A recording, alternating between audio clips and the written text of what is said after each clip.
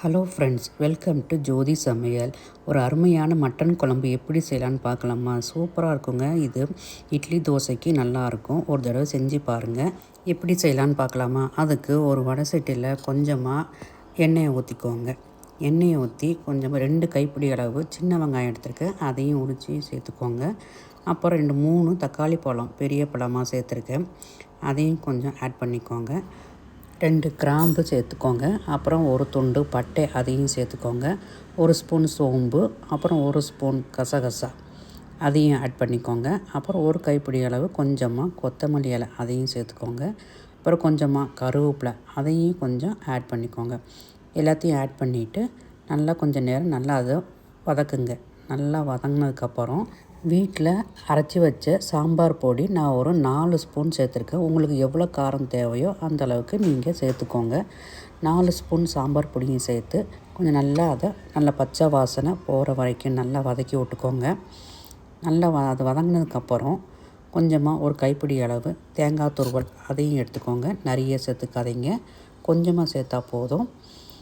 அதையும் போட்டு கொஞ்சமாக அந்த சூட்டிலே நல்லா அதை கிண்டி விட்டுக்கோங்க. நல்லா கிண்டினதுக்கப்புறம் மிக்ஸி ஜாரில் நம்ம வதக்கி வச்ச இந்த மசாலாவையும் போட்டு கொஞ்சமாக தண்ணியை ஊற்றி நல்லா பேஸ்ட்டாக அரைச்சி வச்சுக்கோங்க.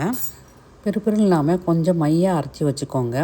1 கிலோ மட்டனை உப்பு மஞ்சள் போட்டு நல்லா கழுவி எடுத்து வச்சுருக்கேன். அப்புறம் ஒரு குக்கரில் கொஞ்சமாக எண்ணெயை ஊற்றிக்கோங்க.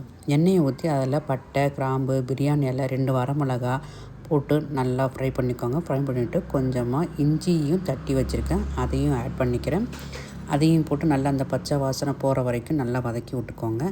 அப்புறம் நம்ம கழுவி வச்ச அந்த மட்டனையும் போட்டு நல்லா வதக்கி விட்டுக்கோங்க. அதுலேருந்து தண்ணி வர வரைக்கும் வதக்கணும். வதங்கினதுக்கப்புறம் நம்ம கொஞ்சமாக மஞ்சத்தூள், அப்புறம் கொஞ்சமாக சாம்பார் பொடி, வீட்டில் அரைச்ச சாம்பார் பொடி, அதையும் போட்டு கொஞ்சம் நல்லா அதை அந்த எண்ணெயிலேயே நல்லா வதக்கி விட்டுக்கோங்க.